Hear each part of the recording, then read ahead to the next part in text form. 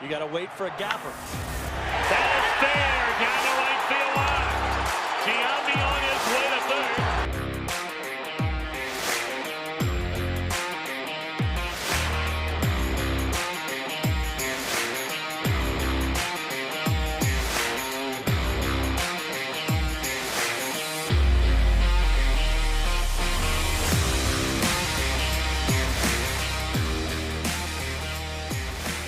And they're going to wave him around.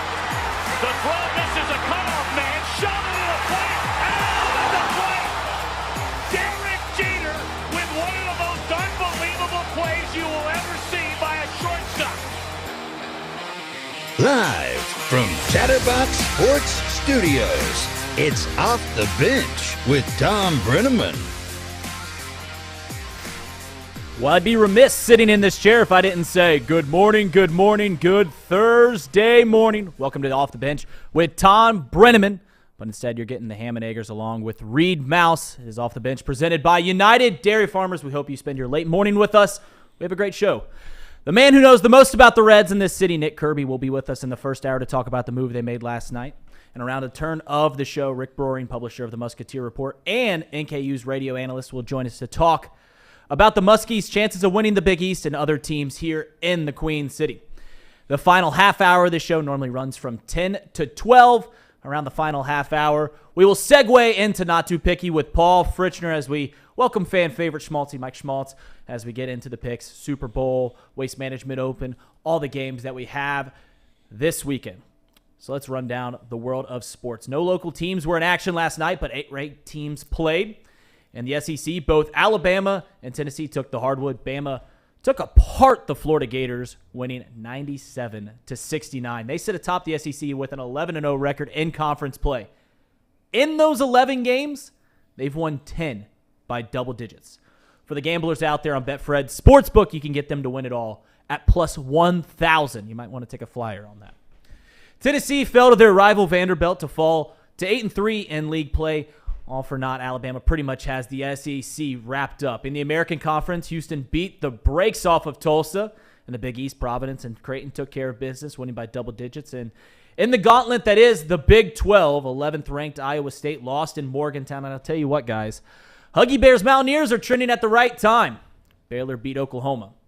There are 10 teams in the Big 12. 7 of them are within 2 games of the league title. According to Bracket Matrix, 6 Big 12 teams are currently listed to get a 4 seed or better. Thank you to Rick Broering, who's going to be later on the show, for discovering that. Just a reminder, Wes Miller's Bearcats join that conference next year. In the NBA, there was another blockbuster trade. Before today's deadline, Kevin Durant was traded to the Phoenix Suns, where he will join Devin Booker, Chris Paul, DeAndre Ayton. The Suns currently sit 5th in the West. The packet for Durant includes Mikal Bridges, Jay Crowder, Cam Johnson, and 4 unprotected first-round picks. TJ Warren will be headed to Phoenix with Durant. This all pretty much closes the books on the super team that was the Brooklyn Nets with James Harden, Kyrie Irving, and Kevin Durant. During their years there in Brooklyn, they played just 16 games together. In Los Angeles, the Lakers got point guard D'Angelo Russell from the Timberwolves. Obviously, he used to play for the Lakers. It was a 3-team, 7-player deal. The Lakers also acquired Malik Beasley and Jared Vanderbilt. Russell Westbrook was shipped to Utah along with Juan Toscano Anderson, Damian Jones, and a first-round pick. The Timberwolves got Nickeil Alexander-Walker and Mike Conley. And here in the Queen City, in the MLB, the Reds made the move to get Will Benson from the Cleveland Guardians. They traded Justin Boyd and a player to be named later. Benson is a physically imposing guy, 6'5", 230-pound left-handed hitter. He smashed in AAA last year before being called up to the league. He struggled in the MLB, but the Reds will have another option for that outfield, another platoon. We'll talk to Nick Kirby about that in a bit. He comes on at 10:30. Guys, Paul and Casey, you ready to have our flu game, or maybe not our flu game? We're missing Trace and Tom. I'll tell our viewers what I told my wife back in high school when I asked her to go to prom.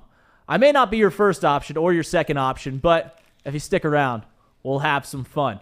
Casey, Paul, how are you guys doing today? Doing great, Reed. Doing great. Doing fantastic. Fantastic. I like your all your notes in here about the NBA. Get the NBA covered. Oh, we do. We do a great. If you want fantastic NBA coverage, it comes right here. I'll say this about the NBA. Obviously, not having a team here in Cincinnati, you never follow it closely. I mean, obviously, when it gets to the finals, you watch a game here and there, and you know all the big names, but you don't follow it closely. As a baseball fan, the one thing that we had over the NBA and the NFL for years was that our offseason was better and that our trade deadline was the most exciting in sports. And that just purely isn't the case anymore. Blockbuster trade after blockbuster trade in the NBA this week, and pretty much every offseason, every trade deadline. Has the NBA trade deadline surpassed the MLB in your guys' minds? Yeah, I think so. When you look at the MLB, the problem with the MLB, when you look at all these other leagues like the NBA that have figured out the offseason or have figured out the off the field or off the court drama, however you want to say it, the reason that the NBA has figured all this out is because it's condensed. When you're in free agency, you know how much a player is going to make. They get a max contract, super max contract, whatever it is. These players know how much they're going to get paid in free agency because of the cap, so that it all happens at one time, and all they have to really decide is what team they're going to play for. It's the same with the trade deadline in a sense where these guys ask for a trade, boom, they're shipped off. They get a trade. Look at Kyrie. He asked for a trade within 48 hours, boom, he's gone. You don't think Kevin Durant's going to stick around without Kyrie, without Harden, all these guys. He's not going to stick around in Brooklyn. They're going to get rid of him. What do? They get rid of him. They send him to Phoenix. The NBA rules and the contracts and everything, there's just so much, like the pick swaps and everything. It's just so hard to follow all these intricate details and, who's got a pick swap and what year in 2027 with this pick and the first. Yeah, man, there's a lot that goes on to it. But yeah, you're right. I think the NBA has very much left the MLB in the dust with all of their off the playing surface drama. Yeah. The one player that it really started back in my lifetime with the Celtics when they made that super team. But then LeBron opens up the fact that in basketball, more so than football and baseball, the players hold the weight. Superstars run the show. In football, at the end of the day, except for the quarterbacks, the front of the jersey matters more than the back of the jersey. In baseball, same thing. That Yankees logo is more important than any name on the back of that jersey. But in basketball, superstars, they hold all the weight. They hold all the cards. And the GMs, the owners of these teams are basically at the whims of these players going, I don't want to play here anymore. I want to go somewhere else. At what point, and I asked Thom this the other day, we talked about it and got into it a little bit, but then we got off on some other stuff. At what point do the superstars in the NBA get the leverage, what point do the teams and the owners get the leverage back over the superstars? Because right now, like you said, if you're a superstar in the NBA and you ask for a trade, you're gone. You're gone, which is fine in the sense that they want the players to be happy. You don't want the players being held hostage on a team they don't want to play for. But at the same time, you sign a contract and you're supposed to play for a team, and all of a sudden you just sit out and you don't play. I think that's where people get tired of the NBA. If you're going to make that argument, there are reasons for that. And it gets frustrating to be a fan of a team where you're constantly having players say, get me out of here. Trade me to this spot. Trade me to that spot. I thought the Nets didn't get a bad return here. Four first-round picks, Yeah. 3 other players, and the Suns actually lost 3 of their better defenders in that trade. But the thing is you want to talk about here in the MLB where all these small markets, they don't have a shot. Well, when the players hold all the cards in the NBA, in what world are a conglomeration of superstars gonna head to Charlotte? Are they gonna go to Orlando? Are they gonna go to these Sacramento teams that, they're not big places? I mean, you can say, yeah, a lot of people went to Cleveland. What's Cleveland got to offer? Well, Cleveland had LeBron's ties. So unless you get a generational talent, like say Ja Morant gets, just very tied into Memphis. That's the only way Memphis ever has a chance to compete for a championship, because they're not going to get these super teams that want to go to Memphis. Yep. No. Yeah, and the one thing I would say about, to kind of add on to this conversation a little bit, the power with the fans too. It's definitely not they're rooting for a team anymore. It's that they're rooting for players. I mean, just a case study in my own family. One of my future brother-in-laws, is the biggest KD fan in the world. And I guarantee you, he's got a Thunder jersey, he's got a Nets jersey, he's going to get a Suns jersey, he's got a Golden State Warriors jersey. He just follows KD wherever he goes and roots for him because he can't, that's where the NBA has shifted to is what players do you like? It's not about the teams anymore necessarily. It's just about what guy you want to succeed. And it's very weird. It's a weird dichotomy that like it is the exact parallel. It's like different compared to the NFL or the MLB where we do root for teams. But I think part of that, too, is a lot due to this reason where these players move around so much. How often do you see these superstars sticking around at the same team? Luka's been with the Mavs, but he's still relatively young. LeBron's been on 3 different teams. KD's been all over the planet. These big superstars, Chris Paul, all these guys, there's no loyalty. And I'm not arguing that there should be loyalty necessarily. I don't care where you play. I don't care. If you go and make more money somewhere else, if you feel like you have the opportunity to win a championship somewhere else, all right, so be it. See ya. Whatever. It's the players that are the ones that are going out there and producing it need to be happy in their situation. But I think there is a little bit of that. Now, Giannis has been with the Bucks, but again, still relatively young. He's not as young as you kind of think he might be, but he's still relatively young. He's just been around in the league for a while. It's not till the last few years that he's really blown up to the proportion that he is now. But yeah, the NBA is a superstar-driven league. There's no doubt about it. So in the first 11 minutes, Casey used the word dichotomy. He was talking about case studies. So yesterday when you're really drawing it out of him, right? I mean, did you open up a thesaurus when you got home yesterday? Just open up that. I'm glad you said it because I was going to say the same thing. No, I've thought about it a lot, honestly. This is a conversation that I've had with my brother-in-law, future brother-in-law, and it's just very strange to me. I could have never imagine. I mean, I loved AJ Green or Andy Dalton, but I could never imagine rooting for another team other than the Bengals. I can't do that for some reason. You do kind of this sideways thing, right? Like where you hope AJ Green gets 15 touchdowns in Arizona. But if he ever plays if ever the Cardinals' interests go against the Bengals' interest, you're rooting against the Cardinals. Let me ask you this. Joe Burrow, hope this never happens, leaves the Bengals. Oh, boy. Goes and plays for someone else. In the AFC, are you rooting for Joe Burrow? Oh, man. I mean, it just depends on how he left. I mean, if it was because the Bengals did something outrageous, then I might have a problem with that. But if it was like Carson Palmer, right? Like there was some bad blood there. Yeah, he went out on that was a bad breakup. Like that, to me, yeah, never rooted for Carson. Never did. Look at the Patriots fans with Tom Brady. They all loved him. Yeah, they basically ship. became Bucs fans. They did. There's an old joke about up in New England that they would, big Catholic area, they'd always start mass thanking God, thanking Jesus, and thanking Tom Brady. So Paul, we asked Casey about Joe Burrow. What about as a college basketball fan and someone who's very close to the Muskies? Yeah. When these coaches leave, yeah, do you root for them? Like when Chris Mack goes to Louisville, are you actively rooting for Chris Mack to get it right in Louisville? Yeah, I liked Chris Mack, and you can look back at some of the older situations with, the way Thad left to go to Ohio State. Well, you're rooting for Travis out there in Oxford? Yeah, Travis was a nice guy. The situation did not work out at Xavier for Travis. There were issues that clearly, when you go from being the 250, think about this, and we'll get into this more with Rick, but Xavier was the 250th ranked three-point shooting team in the country last year. 250th. They hadn't been higher than 215th, I think, in the last 4 years.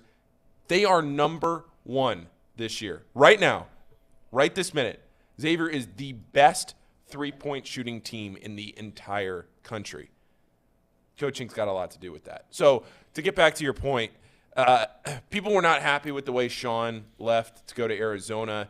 especially with some comments that he made to a recruit after he got there about the whole Buick and the Lexus thing. They clearly got over it. I don't ever hold it unless it's like really ugly and spiteful. But like, what do you expect? The guy's got a job to do with recruiting. He's going to recruit against you. Like, I don't ever hold it against somebody unless it's ugly and spiteful, and then he makes you look bad in the process or whatever. But like, I'm not old enough to remember the dynamic of Thad leaving. I remember him leaving, but not really all of the background. That was a little bit before me when I started really tuning in closely to remember the whole dynamic of him leaving for Ohio State. All I remember is that he basically promised he was going to stay at Xavier, and then within 12 hours was gone to Ohio State. So I know a lot of Xavier fans still very much hate Thad Matta and will boo him severely in 3 weeks when he comes to the Cintas Center as the coach of Butler. But, you know, like Travis Steele, guy, that wasn't his fault that he left. I mean, well, hold on. Let me rephrase that. Right. It was his fault. He did not choose to leave Xavier on his own volition. And that he's not much of a threat to Xavier either. So it's just like, Yeah, it is what it is. So no, I don't think so. I don't hold it against him. Chris, I loved Chris.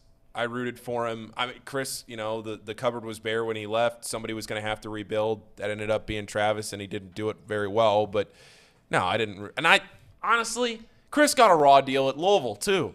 Chris got a real raw deal. He'll get another job. You look at what Chris Mack did at Louisville and what Chris Holtmann is doing right now at Ohio State. There are a lot of parallels to valid excuses that you can have for the reason, very valid excuses that you can have, injuries, COVID, a lot of other things that you can directly point to at Ohio State that have gone wrong with that basketball program under Chris Holtmann that are not under his control. Guys like Zed Key getting hurt this year, key pieces that haven't been able to be available. Chris Mack, they were tracking to be like a 2 seed in the 2020 NCAA tournament, if I remember correctly. And then I think I could be wrong. They might not have had that good of a year. I'd have to go back and check. But they were having a very good year in 2020 when the tournament got canceled. And now all of a sudden, they were 24-7 that year. They'd lost a few down the stretch, so they probably weren't going to be a 2 seed, but they were going to be a high seed. They were the 9th ranked team on Ken Pom. They were having a very good year. And the tournament gets canceled. Then all of a sudden they tank in 2021, 13-7. You know, bow out of the ACC tournament early, don't make the tournament, and then 2022 he gets out of Dodge after a bad year, you know, and they go 6-14 in the ACC. They just can't. I can't root against that. Would you rather Travis Steele did this? Would you rather your head basketball coach at Xavier make the tournament or give you $1,000 worth of free drinks at Dana Gardens? Ooh, that's a good question. That's a tough one. That's $1,000 worth of drinks? You're taking the drinks. I already know.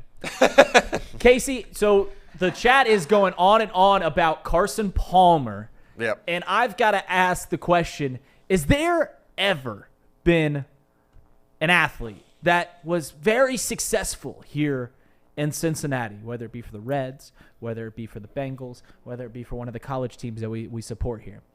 Has there ever been an athlete like Carson Palmer that has been just vilified to the extent that he has? And rightfully so, because he is vindictive against the Bengals ever since he left.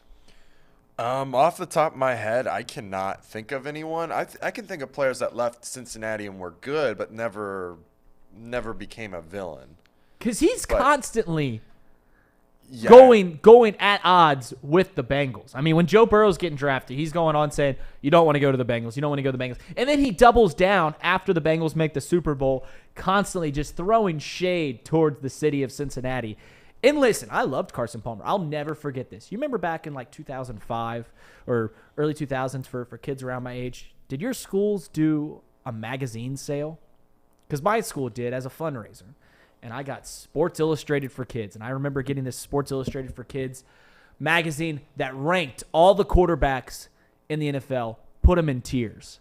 And at the top tier, there were 3 quarterbacks: Peyton Manning, Tom Brady, and the Cincinnati Bengals' Carson Palmer. And never forget opening up that magazine and getting so excited for Carson Palmer. And then he leaves the way that he does, and a decade later is still throwing shade at this city. Yeah, I mean, it's just so strange to me because we gave him top dollar. He complains that we're not being able to spend enough money. We're too cheap. I don't know. I was too young to fully know exactly what the contract situations and all that were like. Their spending habits. I know people have said that they were cheap, but it's been proven time and time again that they give top dollar to their superstars. Right. And, you know, the way that he left, it seemed to me like he was just upset that, like, the Bengals weren't fully in. And I think now that narrative has been put to bed. They're fully in. They're fully invested. They're willing to do whatever it takes to win. I just think they're fully invested in their way of winning. And their way of winning is spending in free agency and drafting well. They're not going to trade. They're not going to do things outside of what they normally do. So I think that's what the issue is with Palmer. But I don't feel like, for some reason, he just won't get over it. He can't and refuses to see the good, that progress that the Bengals have made. That's really a shame because I think, you know, if he doesn't go out the way that he does, and he just quietly leaves, or, you know, that we don't view him as a villain. I don't feel like we don't vindicate his actions. More definitions there.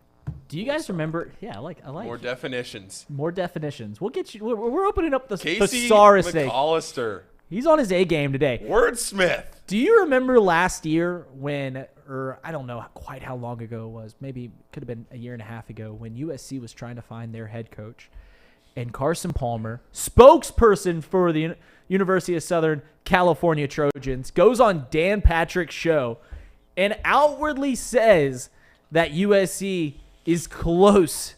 He said close to getting Mike Tomlin as their head coach. Said that on Dan Patrick's show. And then Mike Tomlin took the podium like an hour later. It was just like, why would I? What are you talking about?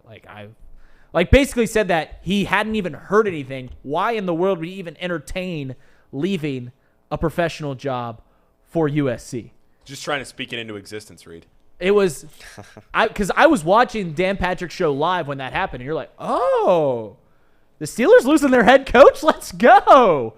And then literally an hour later, Mike Tomlin, Tomlin's a very animated guy in these press conferences, is like, yeah, why would I leave the NFL? Why would I want to go recruit kids when I can just do this thing in the NFL? I've never had a losing season. Mike Tomlin, you know how he is.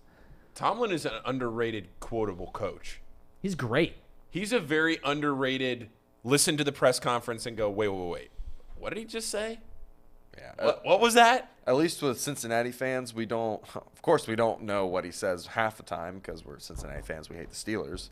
But I agree with that. I think he has a lot of very quotable moments in his tenure in Pittsburgh. Yeah, and some of it you just don't really know what he's saying. Some of it is just, it's out there. It's very obscure, but it just comes across as, wow, that was Mike Tomlin. The aviator sunglasses, always a good look on the sideline. Tomlin, I hate him because he's the Steelers coach, but low-key kind of cool. I love Tomlin. Low-key kind of Yeah, cool. I've always loved Tomlin. I love him. Now we can say he's kind of cool because we kind of own him right now. We're the better team. You know, when your little brother for the Steelers, you just, I'm going to use the word vindicate again, vindictive towards the Steelers. And now you're just like, yeah, he's kind of cool. It's funny how we were in Bengals fandom. We were kind of cool with the Chiefs for a while, cool with Patrick Mahomes because we were 3-0 against them. All of a sudden we lose. They're our biggest rival. They are number one on the most wanted list here in the Queen City. It's funny how fandoms are so fickle like that. Yeah. We strive to be the best, and when anyone tries to get in our way, they're public enemy number one. I think one of our every week guests, it seems like, Zim, he lives by that mantra every single day of his life. Like, whenever the Sunday opponent is, that is public enemy number one. He's going to find every way to tear them down.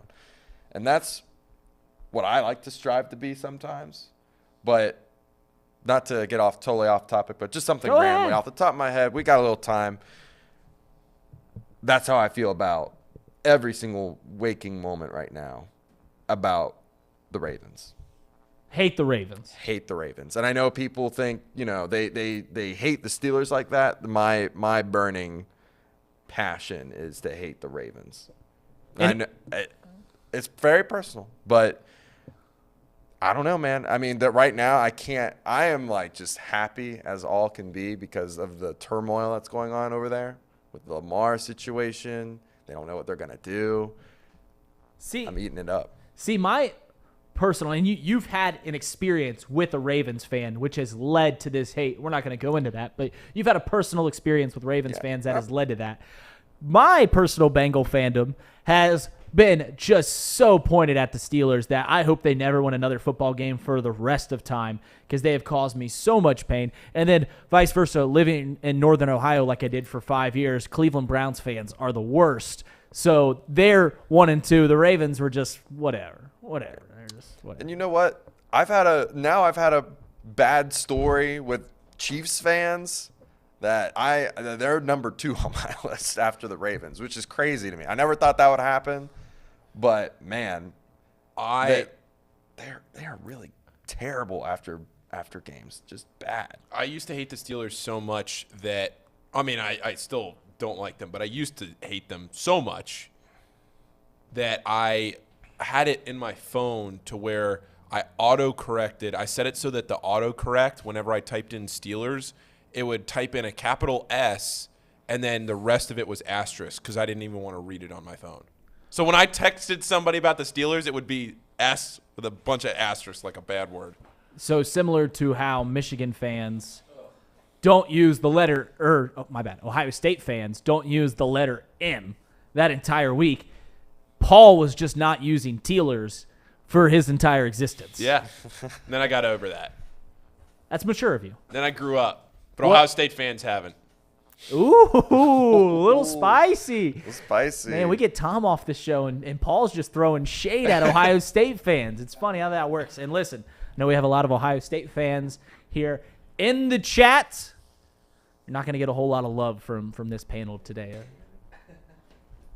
So we got Kirby coming in here very soon, and we're going to talk about the Reds. We mentioned that they got Will Benson, and are we ready to bring in Curbs?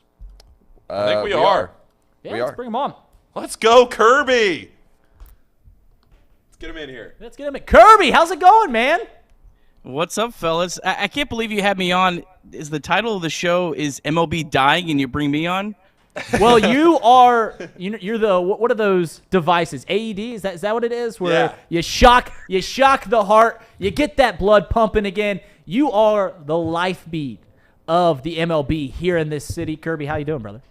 I'm doing good. Thanks for having me, guys.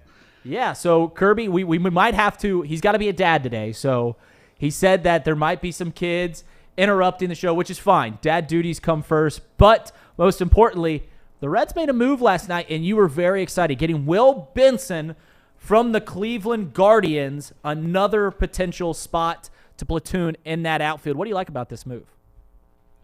Well, I think he fits really well at Great American Ballpark. Big power bat, high on base guy.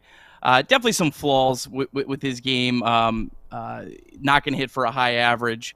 But for what the Reds gave up for him, a player that was a second-round pick that was a long way away from playing in MLB, I think it really fits where the Reds are at. And I think really gives the Reds a pretty decent outfield after – going into the offseason, it looked like there was no outfielders. Now they got Will Myers. Now they got Benson. And I think they could really kind of piece together an outfield that is at least competitive. So, yeah, if, from the outside looking in, you look at this Reds team, there's a lot to be excited about the rotation. There's a lot to be excited about the infield. The outfield just kind of seemed like a hodgepodge. You get Will Myers as a veteran bat, but the ceiling seemed to be the lowest for that outfield. Would you agree with that? Yeah, I would agree with that. I really like Jake Fraley. I think Jake Fraley is has really proven that he can hit right-handed pitching at a really good level. He's done that for his entire career in MLB, and he also had really good splits in the minors his last several years. So, I mean, I think you could really on opening day have 3 outfielders, especially if you're facing a right-handed pitcher, that you feel really good about. I think you put out a tweet yesterday about Will Benson's AAA last year. Absolutely mashed at AAA last year. I think his OPS plus was like 150, somewhere around that range. Correct me if I'm wrong. 158. So for those who don't know, OPS plus, it's kind of a more advanced metric. It, in short, takes the league average of OPS and puts in some other factors. Your on-base plus slugging puts in some other factors like the ballpark you play in, and then gives you a nice round number. 100 is the league average. So you said 158, meaning he is 58% better amongst all AAA batters. Obviously struggled at the MLB level, but this ceiling, he's a big physical guy, 6'5", 230 pounds, left-handed hitter here at Great American Ballpark. This is a potential, at least on the outlook, for another potential 30 home run guy for the Reds. Is that his ceiling? Yeah, I mean, I would say so. I don't know if he'll be able to play regularly against left-handed pitching. So, that might skew like his overall home run total. But if it was like a 162 game pace, yeah, maybe I would say 30 is probably realistic. Thing I also like about him is he can play all 3 outfield positions. Yeah. He did play center field last year for the Guardians. I think he had 6 starts. He got called up and played very sporadically. They were in a playoff chase. He was just kind of like an extra dude on their roster. So I don't want to make excuses for how, bad his numbers looked last year, but it wasn't like he got called up and, hey, he was thrown in the lineup every day. He was really given every chance to succeed. He was just a fill-in guy. Another thing I really like about him is his sprint speed that was calculated would be the fastest on the Reds right now. Wow. If you're David Bell, how do you think he's going to handle this platoon in the outfield? You got Fraley, Myers, Benson, some other guys. I think Fairchild and Solak are those the other 2 guys that could possibly platoon out there. How would you think platoon's going to work? Well, it's going to be a mix and match. I know like platoon's like a dirty word for a lot of fans, but I mean, Sure. There's a lot of really good teams that have used platoons. I know that the 2020 and 2021 world champions both had Jock Peterson in a platoon role. So Yeah. I think, platoons can be successful, especially if you're in a case like the Reds, where you don't have the same budget as some of these other teams. You've got to find this value. I think Solak is a really interesting player, has some really good numbers against left-handed pitching. The question becomes, do you have enough roster spots to platoon like 3 outfield positions? That's where I think it becomes a little more tough. But yeah, I mean, I think David Bell will probably platoon a lot. Will Myers will also probably play maybe some first base. There's also Joey Votto might also not be ready for opening day, and Will Myers might be playing first base every day too. So that could also kind of get factored into this as well. Where do you sit in the camp for Tyler Stevenson moving away from the catcher role? You keep him a catcher as long as you possibly can. I've said this many times before. Tyler Stevenson is an elite hitting catcher. He's an average, slightly above average hitting first baseman. So you ride him out as catcher as long as he can. Now, if the doctors are telling you, like, for his well-being, he needs to be moved off of catcher, then it's a totally different story. But I have not heard anything to that yet. So, I mean, when you're the Reds, you're trying to find as much value as you can out of each player at their best position. You need Tyler Stevenson value at catcher as long as you possibly can. Yeah, that's a good point. He's an elite hitting catcher. He's a good to above average hitting first baseman. You look at, if you stack up the catcher's best numbers, best catchers in the league, JT Realmuto, Will Smith, Sean Murphy, you stack them up against their first baseman on their team, they're probably not even a better hitter than their own first baseman. So that's a very good point. Kirby, let's take this relationship to the next level. I think we've got a good little ongoing thing here. Finish this sentence for me. Elly De La Cruz is the best Reds prospect since. Oh, I don't know. I mean, probably since Jay Bruce would be. I was thinking Bruce. If you're talking prospect, I think he's got a higher ceiling than Bruce just because he can play shortstop. I mean, Jay Bruce was a right fielder, so you can only have so much value playing right field. Yeah, I mean, I think he may be the best like overall talent since maybe like Larkin or Davis, possibly. Right. But just in terms of like prospect rankings, I think Bruce is the easy answer. So fun fact about Elly De La Cruz, we were out in Kansas City, obviously going to the AFC Championship game, and they heard that we were from Cincinnati. And I swear to God, someone stopped us and said, all right, football aside, are you guys excited for this Elly De La Cruz? So people out in Kansas City know about Elly De La Cruz. That's how big of a prospect he is.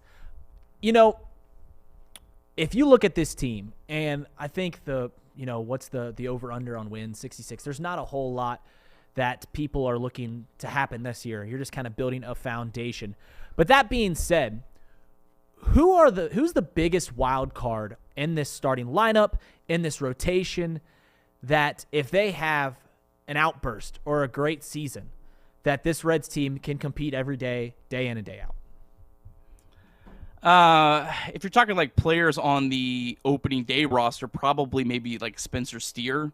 Yeah. If he's able to be like a maybe a 4-win player, if you're looking at wins above replacement, I think that if you're talking maybe players that are on the cusp of making the big leagues, I would say maybe Christian Encarnacion Strand. He's a guy that I think will debut this year for the Reds. His offensive numbers, just pure hitting, were about the same as Elly De La Cruz. But he's probably going to end up being a first baseman, so he doesn't climb up as high on the prospect rankings. But he has a chance to be a really, really special hitter for the Reds. So he's another guy he's one of the guys I'm most excited about when he does get called up. Where are you at on Jose Barrero? He was a name that came up a couple years ago as this exciting shortstop, and he popped up, had a good week, but really has struggled at the plate. I imagine he's going to be the starting shortstop to begin this year. Before Elly De La Cruz comes up, I imagine they're going to do what the Cubs did with Chris Bryant and bring up De La Cruz at May or late April. Is Jose Barrero going to be the starting shortstop, and are you out on him? I wouldn't say I'm out on him. I mean, he was like a legit top 25 prospect in baseball like a year and a half ago. So I think if you give up on a guy that quick, it's kind of silly. I haven't seen also any like real signs to be super optimistic about what he can do. I think he's going to get every chance to be the opening day starting shortstop, but they also got Kevin Newman as an insurance plan in case he goes to spring and looks as bad as he looked at the plate the last couple months of the season. So, I mean, but really, I mean, for him, it's now or never. I mean, if you want a starting job, you're going to have to take it because it's not just Elly De La Cruz. There's also a whole bunch of other guys behind him that are coming that want starting jobs. So, I hope he doesn't end up being a, 4A player or backup shortstop, but that's probably where he's trending unless he just has a complete overhaul at the beginning of this season. Kirby, we love talking Reds with you. We happen to have Paul's got a question. I got one for you, but this is not baseball related. This is Nick Kirby related. Nick, this is your first time on the show, and I've seen some people write in and ask. Just tell the people who you are, what you've done with the Reds. I have a feeling this might not be your last time here on the Chatterbox Network. So kind of give the people an intro of who you are and what you've done with the Reds before.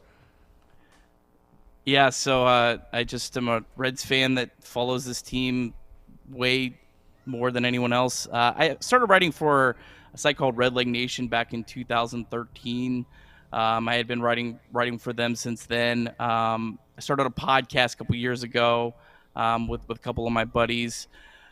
Make some weird videos, some hype videos and stuff like that, and just love the Reds and been following them. I actually live in Cleveland, the Cleveland area, so I follow them from afar. But Twitter and stuff like this kind of helps me stay connected with the team. I think you're selling yourself a little short, Kirby. Yeah, Kirby. I think you're selling yourself a little short for the amount of coverage that you have given our beloved Cincinnati Reds over the last 5 years or more. Well, my tweets are featured on Bleacher Report. I don't know how that happened. Anytime I use the word Reds, it gets put on the Bleacher Report feed I have no idea. I didn't sign up for it. I should be getting paid for it, I think, but should be getting royalties. Yeah. Big brother Bleacher Report stealing that money from our boy Yeah. Curbs. Curbs, it feels like this Reds team feels like Twilight a bit, right? There's these two competing really good young starters. Are just like Team Jacob and Team Edward. Are you Team Lodolo or are you Team Hunter Green? Oh, that's tough. I'm going to cop out, and then I'll promise I'll give you a real answer at the end. Okay, so I think Hunter Green has the higher ceiling, no question. I think Hunter Green has a chance to be the best pitcher in baseball. Will he get there? I don't know. I don't think Lodolo has the potential to be the best pitcher in baseball, but I think Nick Lodolo is safer to be a really good all-star level starter, if that makes sense.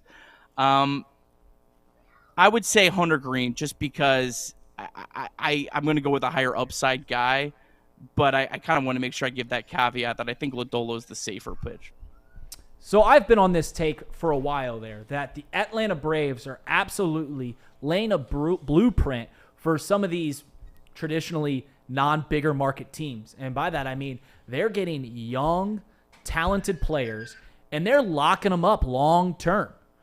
And they're getting them for 6-7 years, taking a risk that, these guys, we might be paying these guys 7 years, $70 million, and they might turn out to be nothing. But they're taking a risk by when their rookie contracts are up, we're not having to pay them $200 million. Would you like to see the Reds lock up guys like Hunter Green, Nick Lodolo, Jonathan India, Tyler Stevenson? Would you like them to take that Braves route?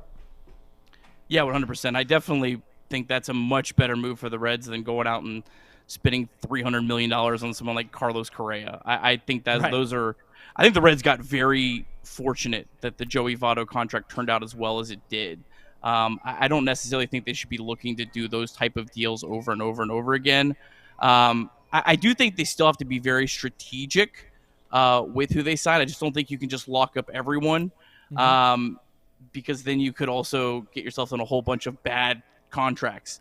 And it also, the thing people have to remember is if you start paying these guys more now, then it's going to hurt what you can spend on short-term free agency. So you also have to kind of weigh all those factors in. But I'm totally with you. I would much rather the Reds lock up Ellie De La Cruz right now than go out and sign some $300 million contract. Yeah, people see the Braves do it with Ozzie Albies, Austin Riley, all these names that are young guys and just locking them up before their rookie contract's over. But there has been some duds. The Phillies famously signed Scott Kingery before he even played in the MLB, and that has been a complete flop. I believe they gave him $80 million, and he hasn't turned out to be even a serviceable Major League Baseball player. So that's the risk you take, but then you get Ozzie Albies on a $100 million deal when he should be worth about $200 million.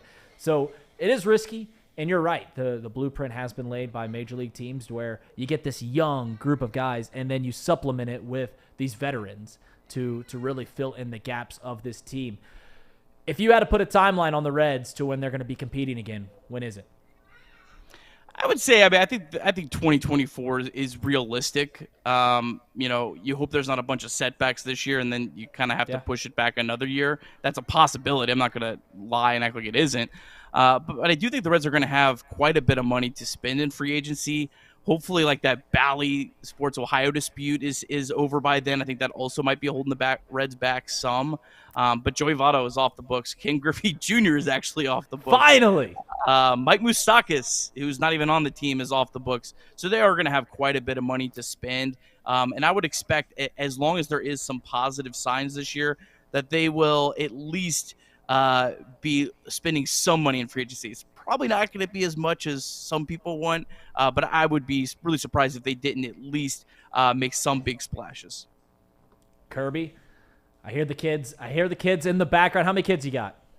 I got 2. They've been so good all day, and then decided to be rotten when I try to hop on. It's all right. I'll let you go be dad. Thank you for coming on. Hopefully we can have you on again before Thom comes back. Yeah, absolutely. Thanks, guys. Yep. See you, Curbs. See you. He's the best. Kirby's the best. He's very optimistic. He's saying that the timeline for the Reds isn't this year. It's next year, 2024. And you know what? if some of these prospects pan out and you keep seeing a progression from Jonathan India and Tyler Stevenson, Hunter Green, Nick Lodolo, there's no reason that the Reds can't compete next year. What is success for the Reds this year? That is a good question. Is it beating the win total, 67 wins? How about 70? 72 and a half wins. I am going to – well, I don't know if I'm actually going to take the over. Like, I don't know if I'm literally going to put my money on the over for the Reds just because I hate paying juice on futures where you don't see your money for like 6 months. Right. You know, you put $50 down on the Reds. Yeah, okay. You're waiting 6 months for a $95 payout or whatever. Right. What if you get it in 3 because they just go on this crazy win Well, streak? don't they – I know some books don't pay out a future until the after end of the season. Yep, that's how most of the time it works. Yeah. But some books have started to pay out earlier, but we use Betfred, and I don't know what Betfred's policy is. So I'll give you 2 ways to gauge Reds' success. The first is that they are not just completely out. I don't think they're going to make the playoffs, but that they are just not completely out of the running come June. Starting 3-22, we've said it on this show a billion times in a million ways. That can't happen. But that they are playing games in June where they're not 15 games back of first place. That is number 1. Number 2 for gauging success. You'd love to see the Reds get one all-star that you didn't already think. Like if Jonathan India, who's been an all-star, is there. If Tyler Stevenson is an all-star, that's great. But you don't want to see the Reds be a one all-star team. You don't want to see just Will Myers go into the all-star game because he's the only guy that you can name on the Reds. If they can have a couple guys have good seasons to where that they are getting honored at the all-star game, this team is primed for success. Ellie De La Cruz has to stay healthy, and he has to be successful in his rookie season. You've seen these young prospects come up, and they push them too soon. I used to not be a believer in this when you're younger and almost naive. When you struggle in baseball, it's mental, and it gets in your head. People have this hard time understanding, like, why don't you bring up these guys if they are truly the best prospect on this Reds team? Why don't you bring them up? And then they say, well, they're not ready. They've got to be mentally strong to where that if they go in the MLB and they do struggle, their mind is not just going to completely swallow their career. We've seen this happen before. It's not rare that this happens. These guys have succeeded every step along their baseball career. Little league, high school, college, minors. And then they get to the league, the best of the best, creme de la creme, and they are struggling. That can warp a mentality, and that's where these prospects go wrong. So, yeah, they've just got to be healthy. They've got to keep progressing. Yeah, I look at the way the Reds are set up to play this year, and I knew that Kirby was watching college basketball last night. There were Wyoming and UNLV were playing. It was like 12:45 Eastern time. I knew he was watching the game, so I texted him. We were going back and forth about it, and we got on the Reds, and I responded back to him. We were talking about the Reds' success, and I said, man, if it's June 1st, and we haven't forgotten about the Reds yet, it'll be cool. No doubt. I've said it a bunch. There's nothing better in this city as a baseball guy than when you go out just on a random summer day. You're at a bar, you're at a brewery, they have a TV on, wherever you're at, and people are actively looking at the Reds game. That didn't happen the past few years. You start 3-22, you forget about it. I mean, they started, 2-2, and then they went 1-20 over the next 21 games? Forgotten. Forget about it. That can't happen again.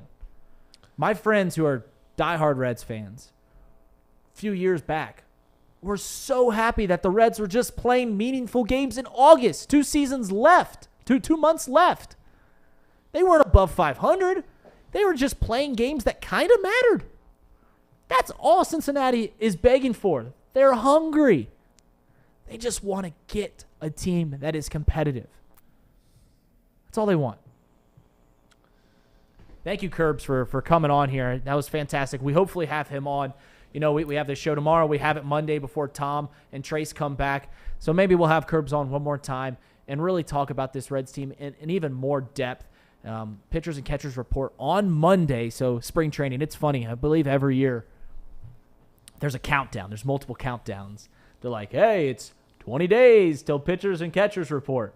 And then after that, it's 20 days till opening day. So these countdowns keep going on. And I'll tell you what, second series of the season, my Cubbies come to town on a Tuesday. 3-2-1. 9 beers, 9 hot dogs. Do you think we can do it? On a Tuesday? On a Tuesday. I really don't think I can. I don't think I could do it. Oh, I thought you meant you weren't gonna like attempt to. You're gonna attempt to though, right? Oh hell yeah, I'm gonna go down. We're all gonna attempt this. We'll try it. But I just don't think. I think the pace. I just think those hot dogs, they're low key. I think low key the hot dogs sneak up on you. I think that's like no doubt. Like, can you do 9? Can you do a can of beer an inning? Sure, but when you get those hot dogs just kind of sitting in your stomach. It's going to be a strategy. There's got to be a efficient way of doing this. Because you can't do the thing where, like, let's say you drank the can of beer for the top half of the inning and then you ate the hot dog in the bottom half of the inning. Like, what if it go 6-pitch inning, ground out, fly out, ground out, and then you're right back to beer, and then all of a sudden, It seems almost impossible if you have to do it every inning. Right? You have to have 1 hot dog every inning, 1 beer every inning.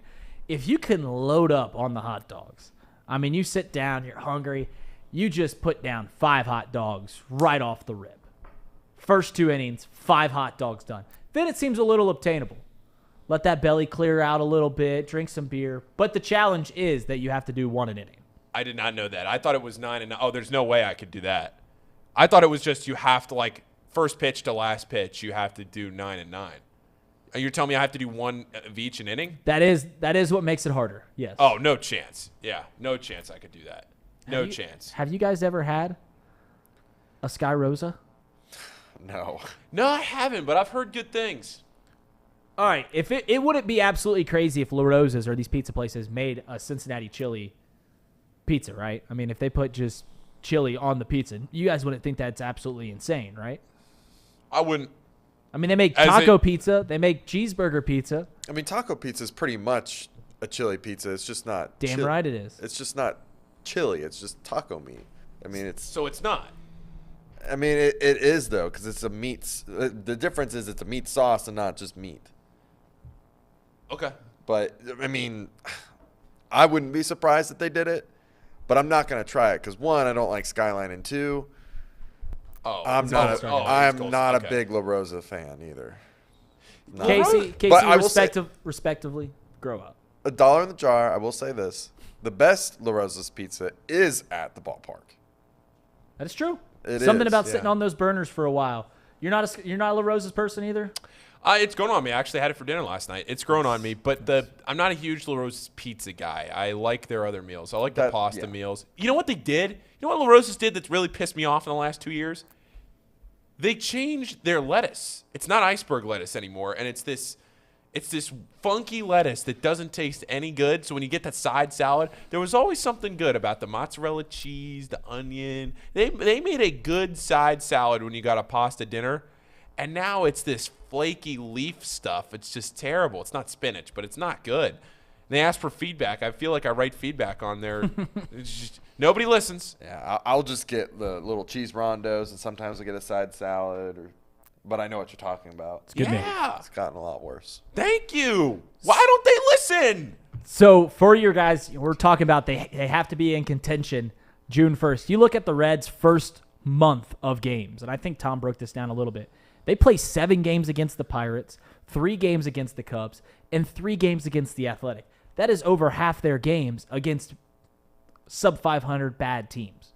I think the Pirates and the Athletics are scheduled, or their over-under is like 60 wins. They're supposed to be like 100 lost teams. And then the Cubs are a rebuilding team. And also, if you're just looking at that schedule, there's some good teams that come to town here at Great American Ballpark. The Cubs come to town, obviously, in division. The Phillies come, and the Rangers come all in that first month. The Rangers obviously just got Jacob deGrom, and they're looking to compete for a title. So a lot of good stuff to happen there at Great American Ballpark. I think people will turn out if this Reds team competes that first month. I think we'll start seeing in May not 1,000 fans in the stands. We'll see, 15, 20. Maybe I'm just 1,500. No, if they are competing, Ellie De La Cruz comes up. They have around a 500, if not maybe more than a 500 record. And Ellie De La Cruz comes up. There's going to be people in those stands. This city's hungry. Okay, No so doubt then about that. let's flip it the other way. What happens if it's July 1st and the Reds are 25 games below 500? Are we even talking about them on the show? No, it's done. It's No. done. You can't be 25 games under near the All-Star break. Can't be. There'll be 1,000 fans in the stands again. Okay. People will be saving their money for Bengals season tickets, Yeah. which they already are. I wonder how much the season ticket number has dropped since they have been bad for the Reds. Since COVID probably took a hit. Then they were competing the next year. Were they? 2021, yeah. Yeah, they were competing. Yeah, they were competing. And then last year was what it was. So the season ticket number has to drop because, if you're a Cincinnati fan, if you can only be a season ticket holder for one team, it's pretty clear which team you pick. Pretty clear. I mean, it's just a question. It is every home game, right? 81 games. 81 games. Wow. It's about the same price as a Bengals ticket because you get. I think I looked it up. Bleacher seats for Reds season tickets is like $800, which I think you can get season tickets for the Bengals around like $700, $700 bucks. Are the Bengals on a wait list? Yes, Yeah. you have to put a deposit down. But you On get the the wait deposit list. back if you don't Yes, get them, I assume. obviously. And then it gets pushed to your deposit gets pushed into whatever your tickets are. Because I looked into it, and I mean, if you put down for 4 tickets, you're gonna have to put down $1,000 right then and there, which economically can't do that right now. Don't get enough paid enough here at Chatterbox Sports. But after this show, we're gonna be worth millions and billions and jillions of dollars. Now, Reed, are we gonna make a Bengals season ticket parlay? We've got a long time to get it. Man. Got a long time. The Who Day parlay. We'll talk Day about the Who parlay. Day parlay on Not Too Picky around 11:30. Is Rick Broering coming in here pretty soon? Rick. Is He's he- here. Oh, he's here. We're Let's ready get Rick in here. Yeah, Let's get him in. Rick Broering. So Rick, he is publisher of the Musketeer Report, and he's NKU's radio analyst. Rick, it is so nice to see you face to face, and I'm not just crashing your Twitter spaces, just saying stupid stuff like I typically do. Thank you for coming on. Uh-oh. Wait. The sound. Wait. We Hold can't on, hear Rick. Hold Hold on, Rick. Can you hear me? There we go. There we are. So, like I said, thank you for coming on, and now we finally get to see face to face, and I'm not just crashing your Twitter spaces anymore. Yeah, it's good to actually see you instead of hearing you singing or trolling or doing any types of number of things on the Twitter spaces. But we appreciate your interaction all the same. It's a fun time. Whenever I see those Twitter spaces going up, I like just taking a jab at some Big East coach. But speaking of the Big East, 7 games left, I believe, in play for our Xavier Musketeers. They're a half game up in the standings. 3 other teams are within a game. What are the odds that the Muskies get this done in your approximation? Well, I mean, it's going to be a fight to the finish. I don't know how to exactly handicap that well, but if I were a betting man, I would say that I don't think Xavier probably wins the conference in the regular season, simply because of the fact that all of these teams are in a pretty similar spot right now, and Xavier is dealing with the injury of Zach Freemantle. Now, they've looked very good without him through the first 2 games, but I'd still say if you're trying to be non-biased and look for the best perspective for a bettor, I would probably not go with Xavier. Yeah, you mentioned Zach Freemantle. Obviously, he went down. They played 2 games without him. One big name that has stepped up all season long, but his role has been even bigger, is Jerome Hunter. And Jerome Hunter has played fantastic. What kind of spark has he been in that starting rotation, and how has he done since the Freemantle injury has happened? Well, it's crazy. I mean, you've been on some of our Twitter spaces where we have 3, 4, 5 calls in a row about Jerome Hunter sometimes. The fan base just can't get enough of him right now. And it's pretty fun because this is a guy last year who was facing a lot of criticism. And there were times where he'd catch the ball open on the 3-point line and you'd hear fans audibly yelling from the Cintas Center, "Don't shoot." And now all of a sudden, it's completely different this year. When he's in the game, you hear a ton of cheering, and he's become one of the fan favorites. And the biggest thing right now that they're getting out of him is with Zach Freemantle going down, you lose a little bit of something offensively, but he is a major upgrade defensively. And Sean Miller said on his coach's show the other night, he is our best defender on our team right now. And so that's really made a big difference for Xavier. It's something that they've struggled with all season is stopping opposing teams. And Jerome Hunter has helped them a little bit with that over the last few games. Rick, Sean Miller, you just mentioned him, coach's show, talking about Jerome Hunter and what he's done defensively. This is a similar roster than what Xavier had a year ago. Sule Boom joined, and then Desmond Claude, the freshman, has joined the team as well. But what has Sean Miller done differently? What has he instilled in this team that wasn't there the past couple of years? Well, it's interesting because it almost sounds like two things that don't go together. But on one hand, he's made the team a lot more disciplined. And mostly I'm talking about offense right now. On the offensive end, which is where they've really seen a huge improvement, they become one of the nation's elite offensive teams compared to the last few years. They've really struggled on that end of the floor. He has made them a much more disciplined team in the sense that everyone understands their role. They're taking good shots and good shots only. And when they have a focal point, whether it be because of their strengths as a team or an opponent's weaknesses, and they're trying to attack that weakness, they are unrelenting in it. Like getting the ball inside to Jack Nunge or Zach Freemantle most of the year. When they've made that their game plan, they've done it, and they've done it consistently, and they've got it in every time. It's no longer optional. If you get a mismatch on a switch and there's now a guard guarding Jack Nunge inside, it's not, okay, try to get it into him if it's open. It goes in every time. We're getting the ball to Jack Nunge when there's this mismatch, and we're going to score there. That's a lot of what he's brought. Now, at the same time, it's kind of funny because if you ask me about their offense, it's 80% just playing off of concepts and reads, what they call their flow offense. It's a ball screen continuity offense, and it's not a lot of set plays. He's not drawing up a lot of things to run guys off of several screens or anything like that. It's him just teaching his guys how to read and react and play within a system and play within these concepts, and they're doing a tremendous job of it. And that's a stark contrast to what they've done the last few years, where they've really been a lot more set-oriented on the offensive end. Sule Boom is the other big piece that has really made this Xavier team go to the next level. What does he bring these Muskies? Well, the scoring has been huge all year, obviously. He shoots the ball well from the outside, and he can set up his teammates. He's actually been a better distributor than they even knew he'd be coming from UTEP, where he was such a focal point of their offense and really didn't have the teammates around him to set up like he does at Xavier. That's really been a positive side of his game that they maybe weren't necessarily expecting. But the biggest thing to me, Reed, is Xavier the last few years has lacked that killer in end-of-game situations where it's a 1 or 2 possession game and maybe you're in front, maybe you're behind, but you need to know who are we going to give the ball to and what are our options here? Can you make a clutch shot? Can you get us to the free throw line? Sule Boom has been unbelievable in those situations. It's not even a question now. Are we going to go to Colby Jones? Are we going to go to Jack Nunge? Do we draw up a shot for Adam Kunkel? It's get the ball into Sule's hands, let him get downhill and make a play. And more often than not, he's probably going to get fouled, and he's unbelievable at the free throw line in those clutch moments. Yeah, we're here with Rick Broyan. He's publisher of the Musketeer Report. He's also NKU's radio analyst. And before we flip over to the other big team here in town, which is UC Bearcats, I know you follow just college basketball here in the Queen City.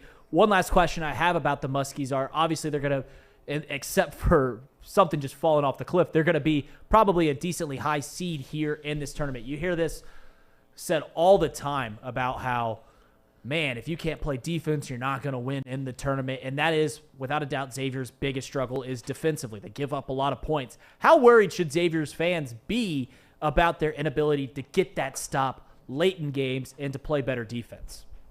Well, you should absolutely be worried. It's a major concern, right? I mean, Xavier's not like 40th or 50th in the country defensively. They're outside the top 100 right now. So, I mean, they are really nowhere near most of the teams that are going to be getting the type of seed that they're getting, which is a protected seed, top 4 in the NCAA tournament right now, if you look at bracketologist projections. So it is a legitimate concern. Now, the positive side, and if you're looking for hope as a Xavier fan, what you do have is an elite offense that can score with literally any team in the country. There's not one team in the nation that's just going to outscore Xavier this year. So you have that going for you. And really, to me, what it will come down to is what type of matchups do you get in the NCAA tournament?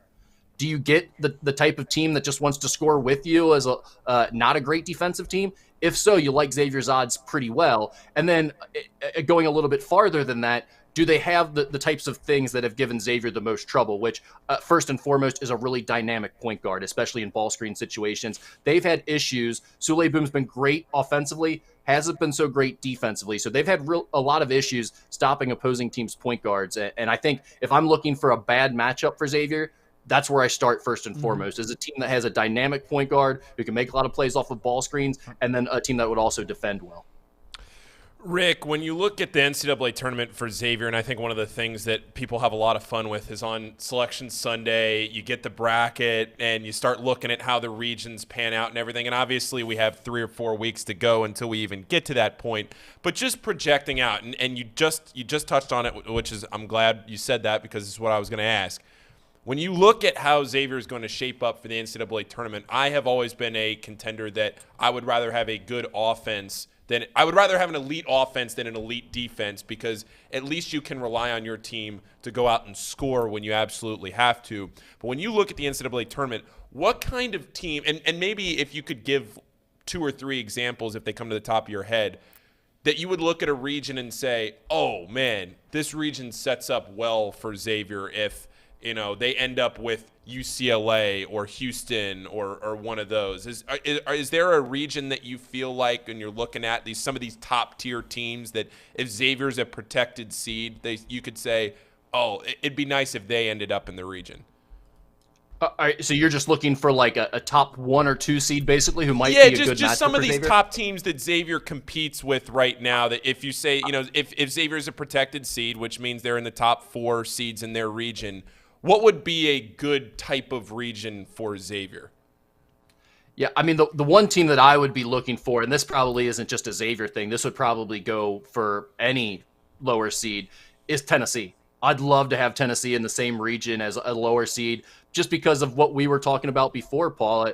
You'd rather have a team that's elite offensively than a team that's elite defensively, and Tennessee just struggles to score at times. You saw that rear its head the other night when they lost to Vandy. So I think, that would be the team that I'd really point to, would probably be Tennessee first and foremost. Aside from that, I don't see a lot of matchups that I necessarily love, but I don't think at the top it's as dominant as it's been in years past either. Like, I don't see a top 2 or 3 teams where you say one of those teams are clearly the favorite to win it this year. I think that list probably extends to the top 6, 7, 8, maybe even more than that, of teams that legitimately have a chance. So I would say I don't see necessarily any great matchups for Xavier at the top, but I also don't see any that I'm like, oh, they'd have no chance if they played them. You see. Yeah, let's switch it over to the UC Bearcats. And before we get in, this is the Bearcats Report, brought to you by Encore Technologies. Encore Technologies provides IT solutions for a data-centered world and a suite of services from mobile computing to desktop to data center. Supporting both centralized work from computing models to improve efficiency and productivity. Visit Encore Technology.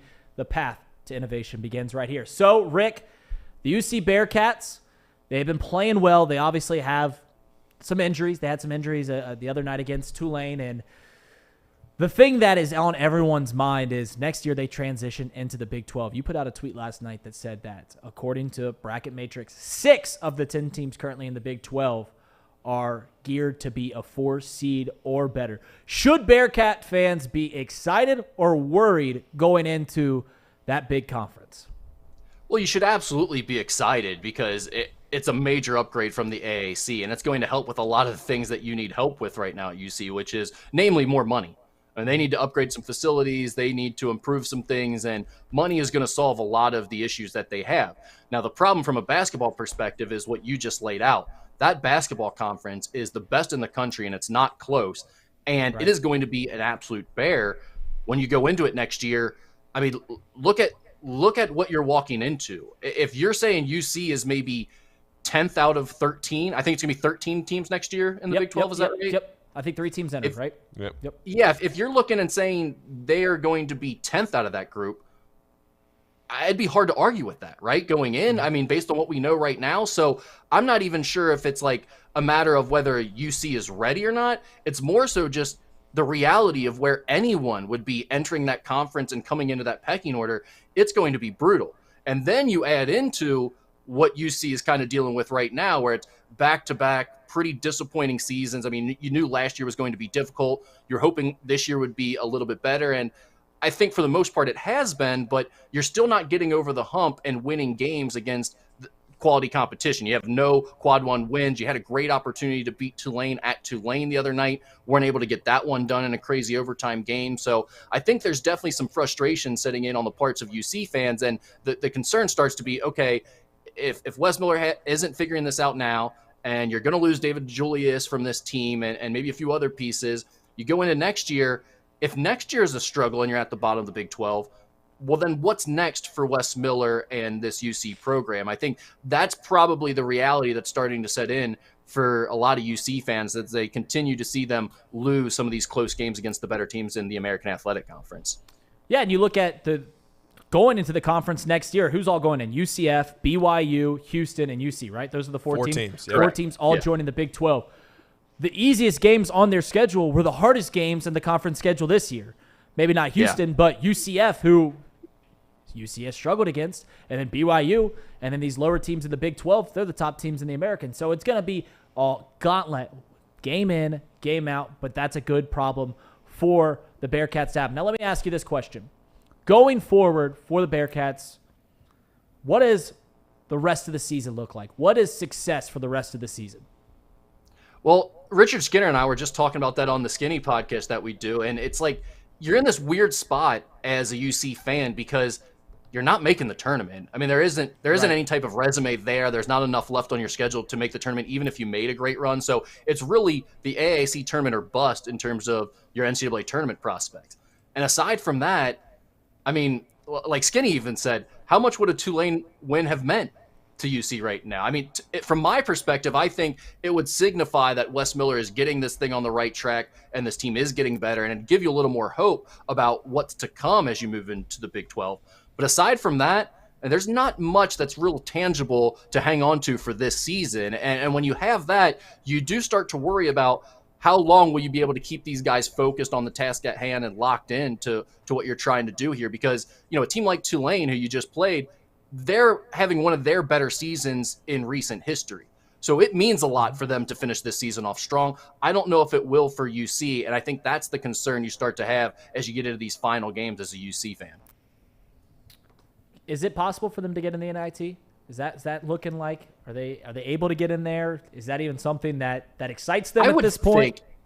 I would think it's always hard for me to, like, what does an NIT resume consist of, right? I don't always know where that line of demarcation is. So we'll have to get a little bit closer, I think, to the selection show before we know if they're in an NIT land. I would assume they are. And then for them, it'll be a matter of whether they want to accept that bid and go play there or not.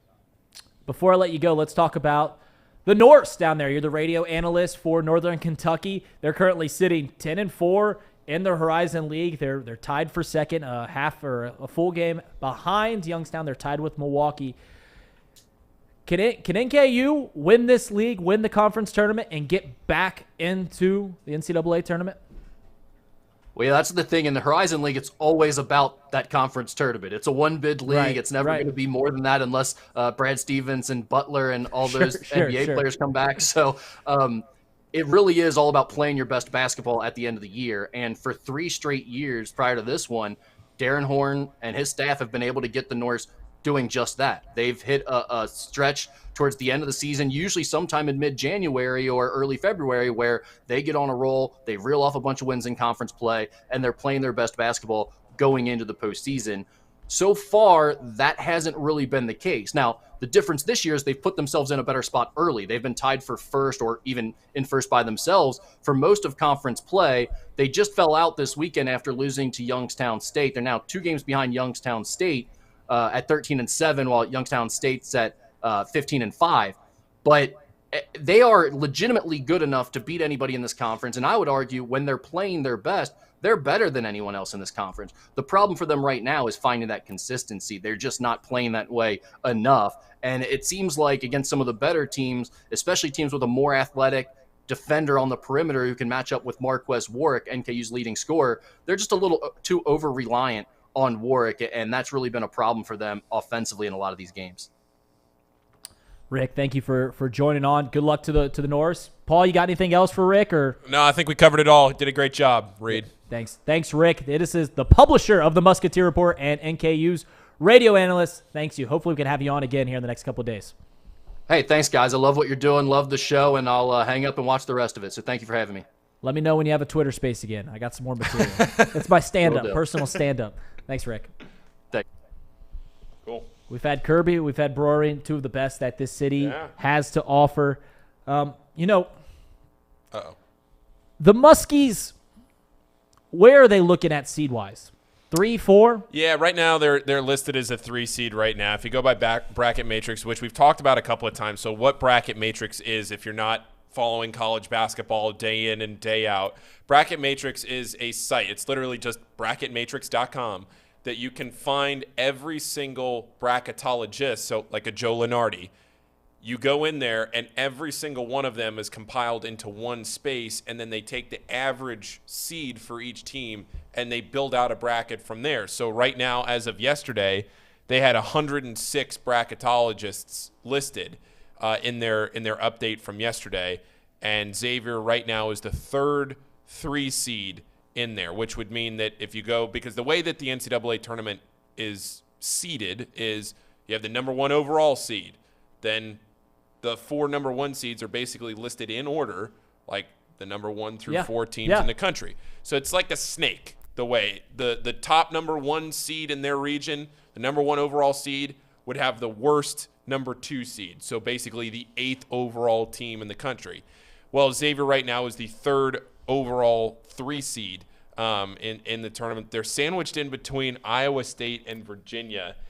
I think that Xavier does end up getting a protected seed. Protected seed is a top 4 seed. They're given geographic preference to where they play. So, like in the first round this year, Columbus is hosting a first-round event, first round of the tournament. Louisville is a regional host this year, which means that if Xavier was to go to the Sweet 16, they were in the Midwest region, they'd play down at the Yum Center. To go from Columbus to Louisville to potentially be able to play in a Final Four would be huge for fan engagement, as opposed to, say, having to go to Madison Square Garden or even to Las Vegas, depending on where Xavier gets sent.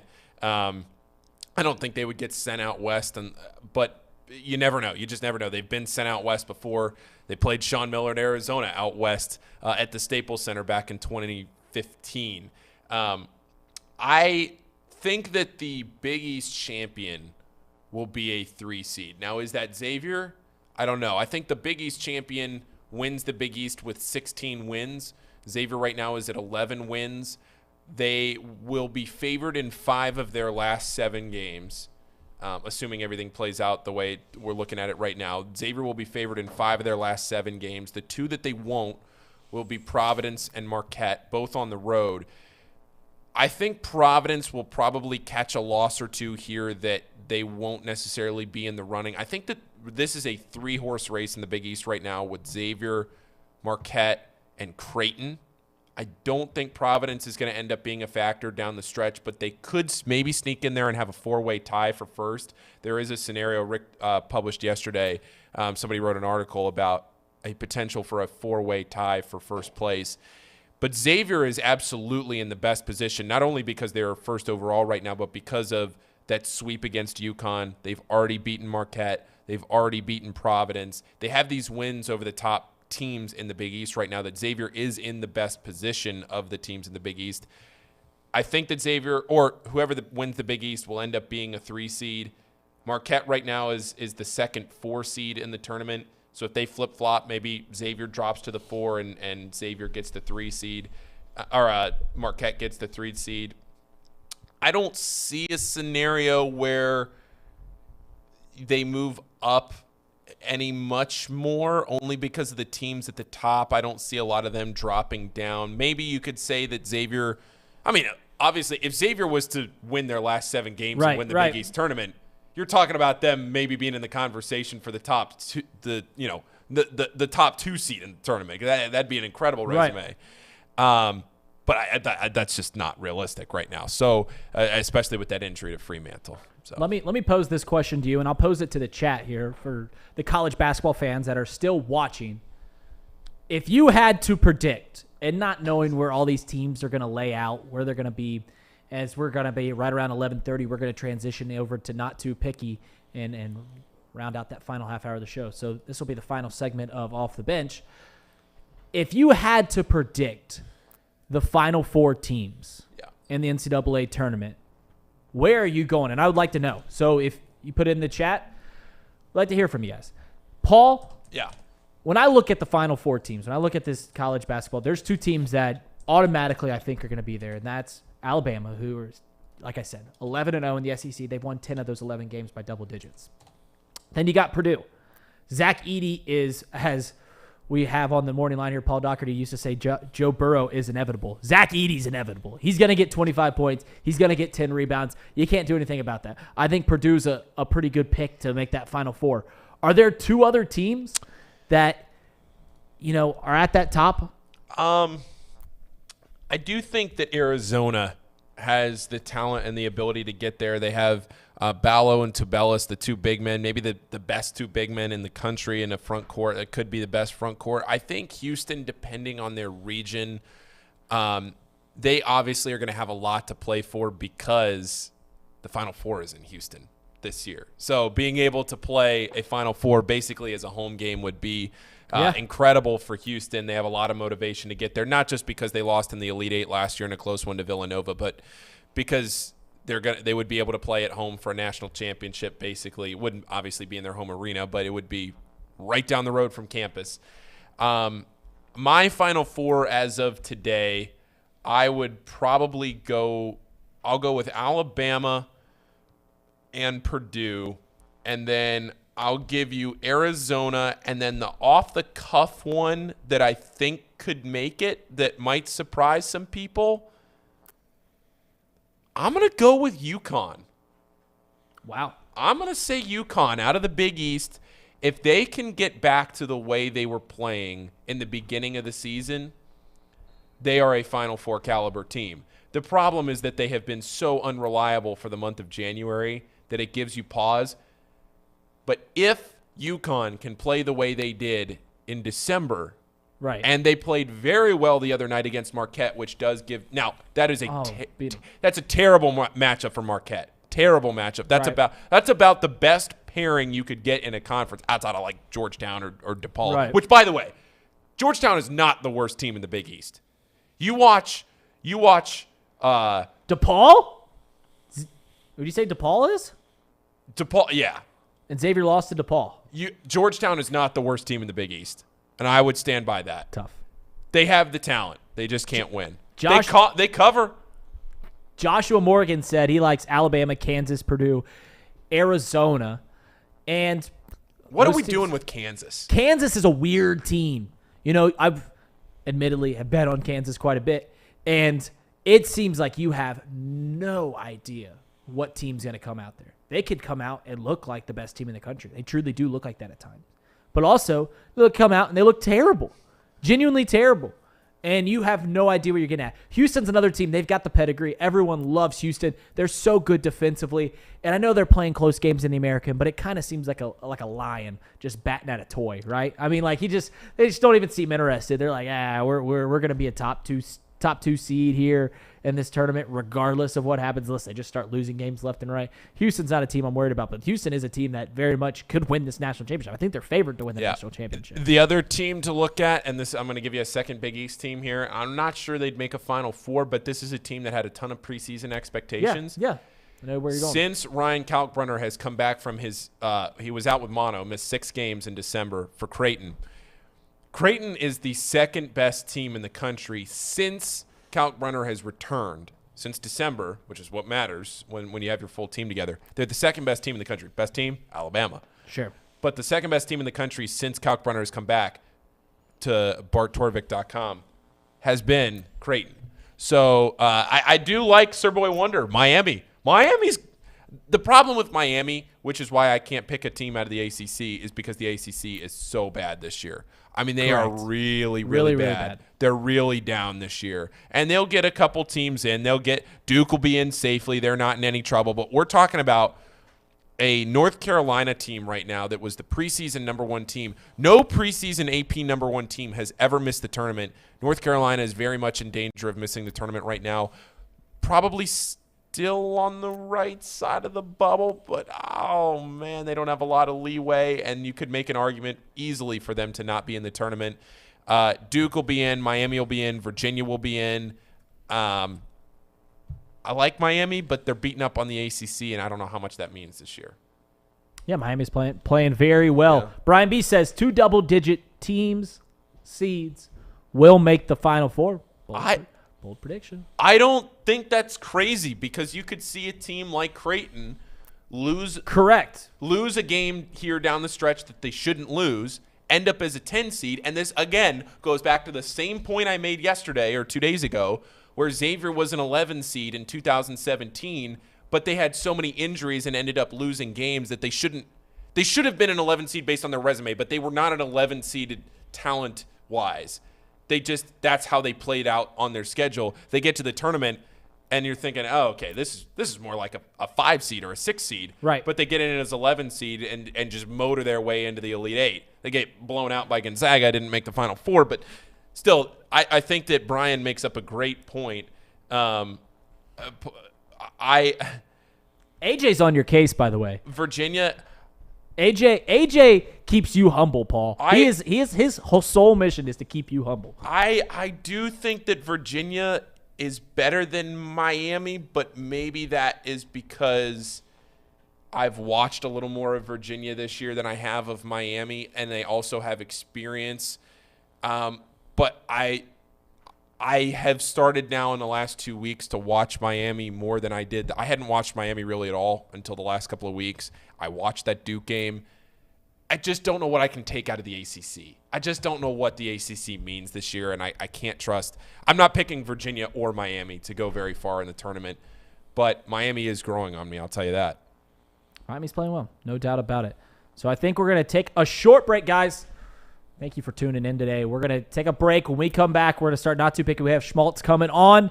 We're going to be here tomorrow and Monday. Thom's in Phoenix. Trace is down in Orlando. So, unfortunately, you got me. Thank you for tuning in, guys. It was fun doing this today. Ham and Eggers, as I believe that's what Thom always calls you. I don't like that. I think the Ham and Eggers? Do you guys like being called Ham and Eggers? I have no opinions on it. I've gotten accustomed to it, I guess. Gotten accustomed to it. Guys, thank you. This has been Off the Bench, presented by United. Did a great job, Reed. Clap it up for Reed. You did a really good job, Reed. Thanks. Good job, Reed. Did a good job, Reed. Flung it together. We'll be right back with Not Too Picky.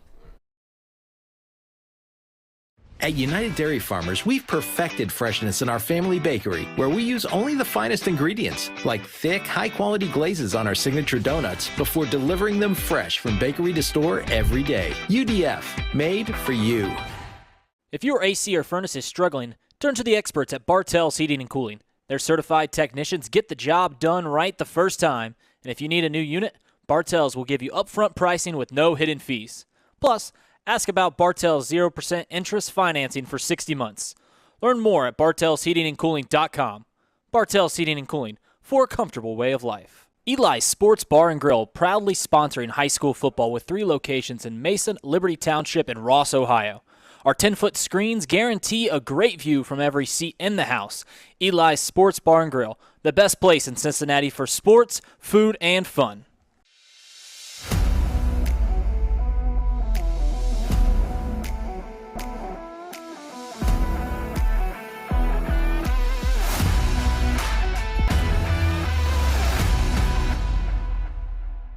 Where can you turn when you're in pain? Turn where more high school, college, and pro athletes turn. Where your neighbors and weekend warriors turn. Turn to Beacon Orthopedics and Sports Medicine and get superior care on your schedule. That's the Beacon difference. Check out our fresh arrivals at Jake Swinney Used Cars. Over 250 used vehicles weekly. All makes, all models. From economy to luxury, Jake Swinney, the original used car superstore.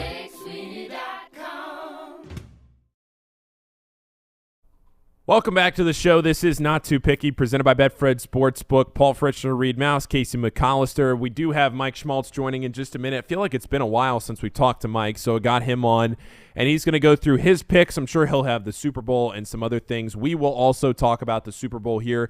I got to be honest, I don't have a ton on the Waste Management Open. I know we have a lot of people asking about it.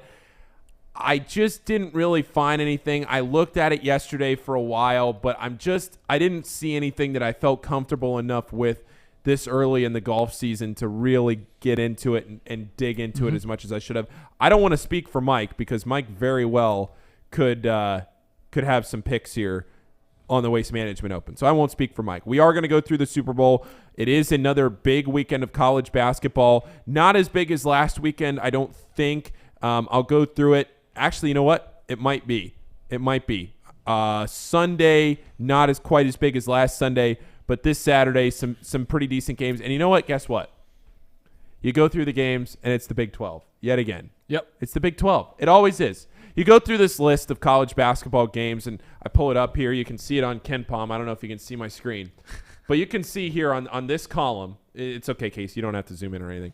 On this column, you can see that this is what's called the thrill score for college basketball games, and it basically is a prediction of how exciting a game is going to be. If you get over 70, that's a pretty decent game. Every night when I write the rebound rundown and I'm looking at games, I look at the thrill score to see how many games there are going to be that are decent games. Monday through Thursday or through Friday, you get like 2 games above 72. Right. You're thinking, okay, this is a pretty good night. You have a couple of good games, maybe some games in the 60s.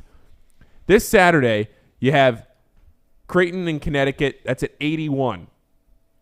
Alabama, Auburn. But then you go down to Baylor, TCU, Big 12. West Virginia, Texas, Big 12. Kansas, Oklahoma, Big 12. Kansas State, Texas Tech, Big 12.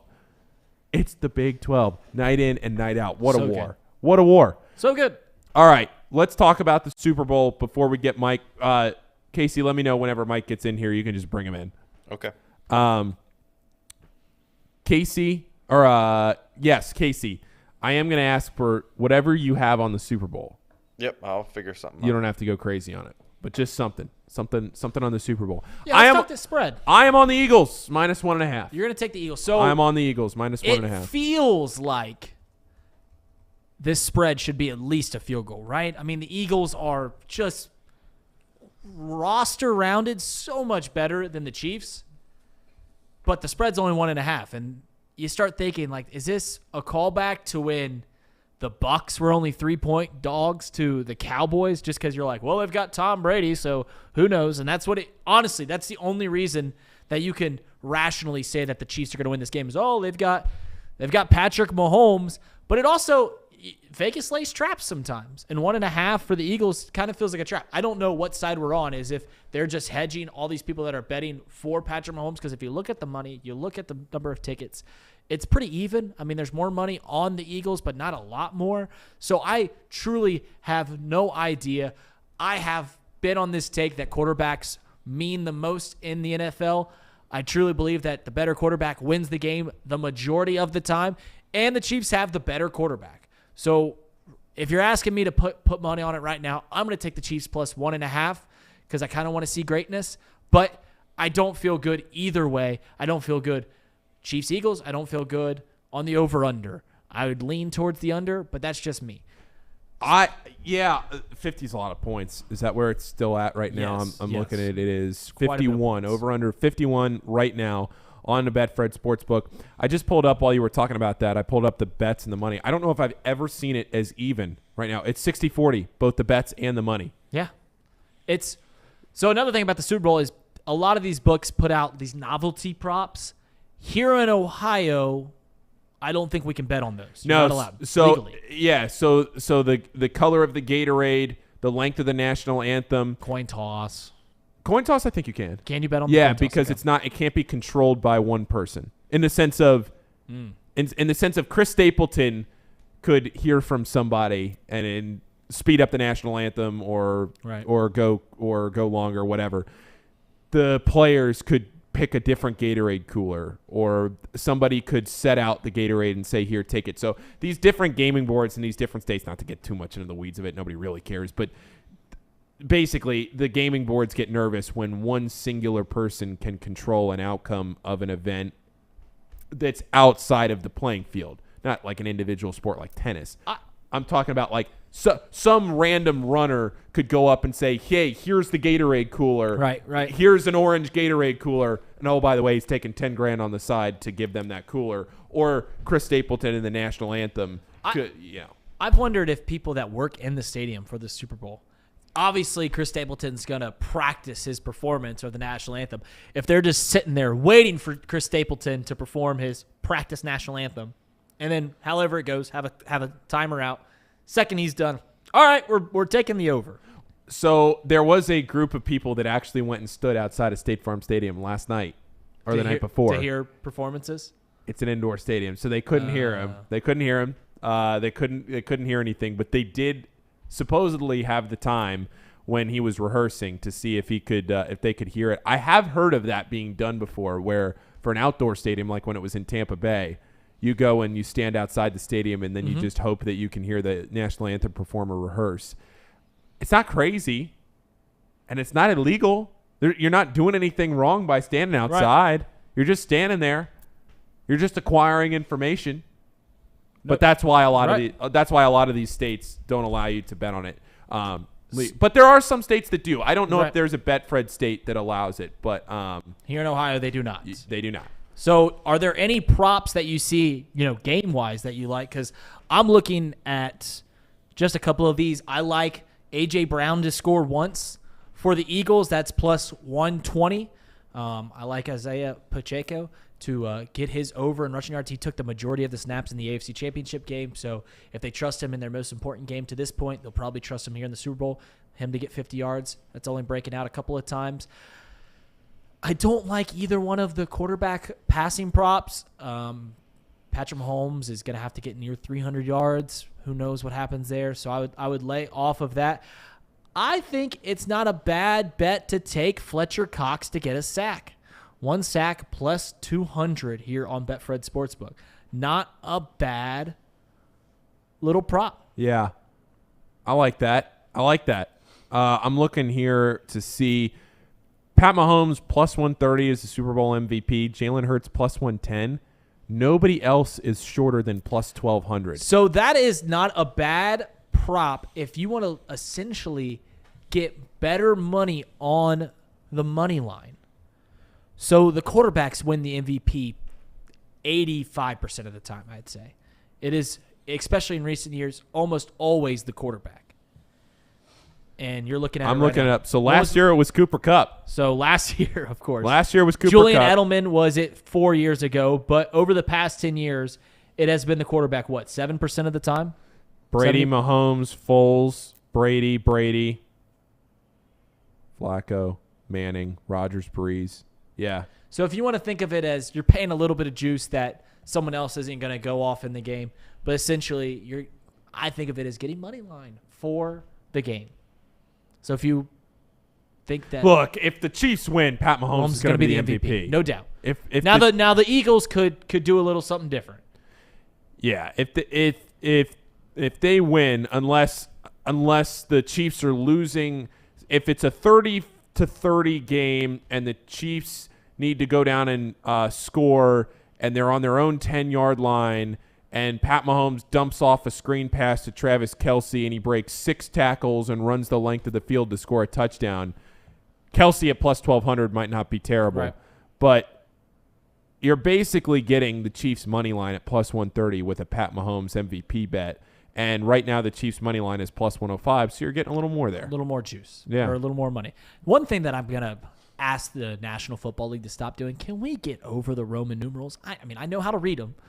But it is so annoying that when you go back and look at history, you can't just type in 2004 Super Bowl, 2005. Like, I've got to do the math in my head like, oh, we're at Super Bowl 53 or whatever we're at. What is it?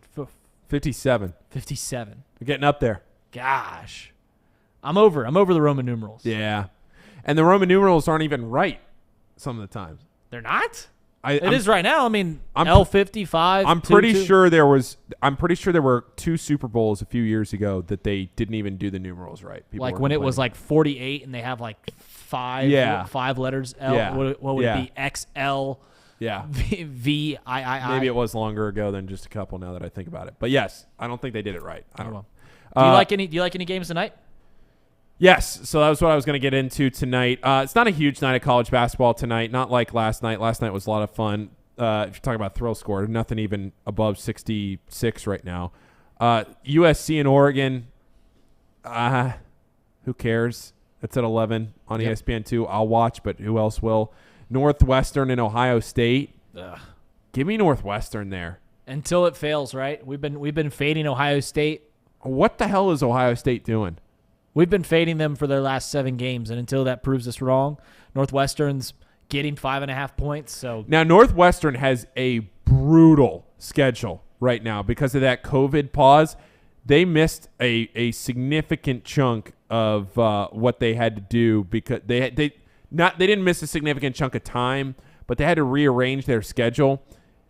They now have, listen to this, Ohio State, Purdue, Indiana, Iowa, Illinois, Maryland, Penn State, and Rutgers. I named you all tournament teams there except for Ohio State probably. It looks like they're going to miss the tournament. And then Penn State, who honestly might have a shot if they can win a few games here down the stretch. What a brutal schedule for Northwestern. Give me the Wildcats, though, on the road. I'll take the 5. What does Betfred have them at right now? 5.5. 5.5. I think I got him at 4.5 last night. Hold on. My pick of the day was, it wasn't that. It was, I think it was Purdue -7 was my pick of the day. But I'll also take Northwestern plus 5.5. So happy UCLA under day, by the way, guys. We've been celebrating it as a UCLA under day. The books are catching up. Oh, no. Guess what the line is? Hold on. Who are they playing? They're playing Oregon State, who's not very good. They're 16 or 15-point favorites or something like that. 123.5. Exactly on the money. Is it actually? Yeah. No way. You looked. No, I promise you I did not. You looked 123 I promise you I did not. I promise you I did not.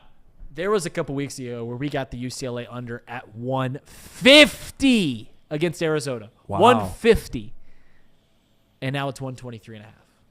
I'm going to have to check that. I think you're pulling my leg. I'm looking at it. I don't know. Let me look what it is on Betfred. I got to look at Betfred. I think you're. We were looking at an aggregate site. Scores and odds. Yeah, scores and odds. We weren't looking at another book. That's not a competing book. Don't worry. Right. Yep. It's not a sports book. We don't do that on this show. No, absolutely not. UCLA on Betfred Sportsbook. It's 123.5. He's a good capper. I'll never do that again. He's a good capper. Oh, wow. We got Mike. Where's Mike at? Mike said he got a phone call. Here, I'm going to text him. He said he got a phone call from his. Ooh, we got Mike. Oh, we do have Mike.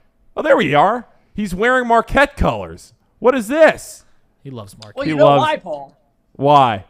You know. Oh, I know why. Actually, I do know why. Go ahead. You tell the people, Mike. Well, last night, a historic momentum-building victory for Marquette in women's basketball. They beat Connecticut. Okay, that hasn't happened in the conference in a long time. Connecticut's lost 2 in a row now. One was on Sunday to number 1 South Carolina. It was a tight game. Last night, I think they played it in the 50s or 60s.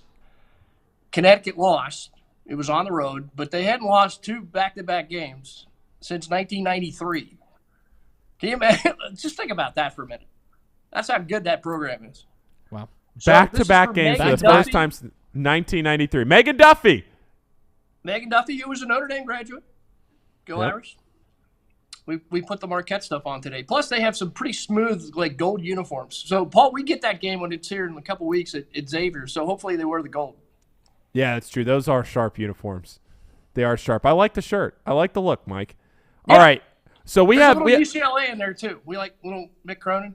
Yeah. Well, we were just talking about the UCLA under. Yeah, I like what you're doing there too. And you're right. The books are catching up. They're an interesting team, man. They're a little streaky on the scoring, aren't they? God, you will watch them. Streaky is an understatement. Yeah. They will go 8 minutes without making a field goal, and then all of a sudden they'll go up and down the floor and hit threes left and right. Yeah, it's frustrating. It's incredible. It's incredible. So, Mike, we have the Waste Management. We have the Super Bowl. We have college basketball. and I'm sure you're probably going to give us some sort of obscure pick mixed in there from somewhere. So what do you have for us today? You obscure? I don't know what you. All right, you want to talk about the Super Bowl first? All right, so I think it comes down to the defenses. That stat on the offenses being exactly the same throughout the year is unbelievable. So I think Philadelphia's got a better defense, better defensive front. So I took it right when it went up at 1. So I got Philly -1, which is nice. Mm-hmm. And I just think you take bets, props if you're going to do it. I think if you're going to try to beat a multiple good defensive front, Kansas City's going to have to throw little shorter passes to try to beat that quicker rush. And maybe Mahomes still can't move as well. So that's like Kelsey yardage totals, maybe McKinnon yardage totals, any of those secondary receivers. And then I like kind of defensive stats for Philadelphia, interceptions, sacks, that type of stuff, because I think they're going to be able to get to Patrick Mahomes. What do you think of that philosophy? You're all in on the Eagles. You're riding the Eagles game script is what you're telling me. Yeah, I think so. I just think the defense is better. And we saw what, Kansas City had kind of struggled in tighter games, especially against the Bengals. I think Philadelphia's got a better defense than the Bengals. Philadelphia's in the top 3 in both passing and rushing. So I think they're gonna have to struggle a little bit more, and they've got enough offense to beat Kansas City. That's what I see. Schmaltzy, I posed this question to Paul a second ago. This line, if we were all cappers, I think we'd all make this spread somewhere around a field goal, 2.5, 3.5, or something like that. 1.5 doesn't feel right. And there's 2 reasons for that. Either the books are laying a trap, they want everyone to take the Eagles, which hasn't been happening, or is that just a hedge on the greatness that is Patrick Mahomes and just saying like, well, yeah, they got Patrick Mahomes, they can win. Because it doesn't feel like the Chiefs can win at all. Yeah, is he the playmaker, though, that he was? I know it's still a high ankle sprain. I know those things take time, and he's had some time to get over it, but can he still do some of that stuff that makes him special? And that's where the multiple defensive front comes in. And Philly's got rushers on. They got them in the middle. They got them on the edges. They've got quality people up there, and I think they're going to be able to beat the line and put a little more pressure on him. And that's why I think it's going to work that way. And Jalen Hurts still has a shoulder situation. They say it's 100%. They say he can go. He can do enough, I think, to make this work for Philadelphia. All right. So maybe it is a little, maybe it's respect to Patrick Mahomes. On the 1.5. I think it is more that. I don't think I don't think they're laying a trap. I think they just genuinely don't know. Can Patrick do this? Can Patrick come out and do something? Can he basically just put the Super Bowl on his shoulders? Right, and win this game. But I think this might come down. We might be sitting Sunday evening and going, wow, the Eagles were just the most obvious pick that has ever existed in the Super Bowl. Yeah. I might be saying that. Good. Well, Patrick Mahomes can throw 60 yards off his butt when he's sitting on the ground, right? So, he can thread those needles. I did hear this today. This was an interesting take. It was the big swagoo from ESPN. He said, really, the only person that can beat Patrick Mahomes when he's on is Patrick Mahomes because he takes those kind of extra risks and try to thread it through. Sure. And that's where I think Philadelphia's defense might be able to create a turnover or two, and the offense is good enough to cash in on it. When the number 1 defense plays the number 1 offense, the last 4 times that's happened in the Super Bowl, the defense has won. So, yeah. Oh, I think that always works. And we've seen enough of Kansas City around here to see like the Bengals have been able to do some things with them and some other teams, and they've tightened it up on them. Denver, perhaps it was a tighter game for them. Right. So I don't know. I really like what Philadelphia's cooking here. So we're all on Philadelphia. Someone put in the chat that you could take Philadelphia -2.5 at even money. Yeah. So you pay for that extra point. Yeah. So check out some of those alternate spreads too. I mean, I looked at Betfred today and I just got dizzy. There are so many props out there for like first quarter touchdowns, all that good stuff. Like it's all over. It's the best. It's the best bet. It's all there. Oh, it's fantastic. All right. You want to talk about basketball? Would love to. Paul, you said it wasn't really that big of a night, but I think it is in the Atlantic Sun, and particularly in Charlotte, where my boys, the Queens Royals, are a 1.5 favorite over Eastern Kentucky. Okay? The first meeting, Queens won 88-83. That was in Richmond. Okay. So that was a 171 total. The total is 157.5.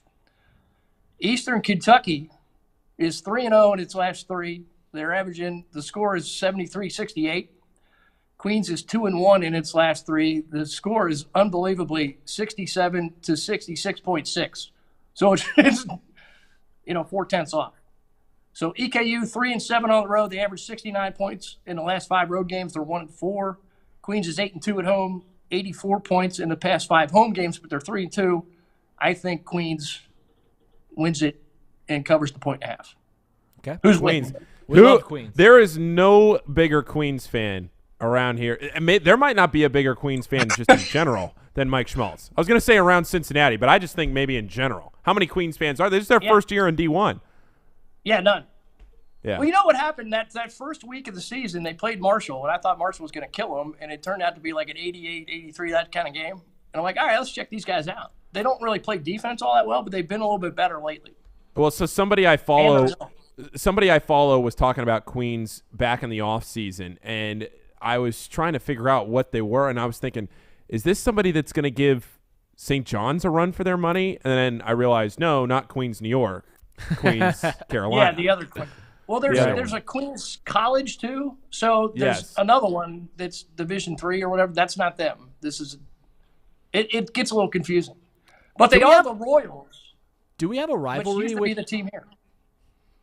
Do we have a rivalry with Charlotte in this city? Because they also claim to be the Queen City, which is why we were here first. I think we were here first, so I don't know that that's much of a rivalry.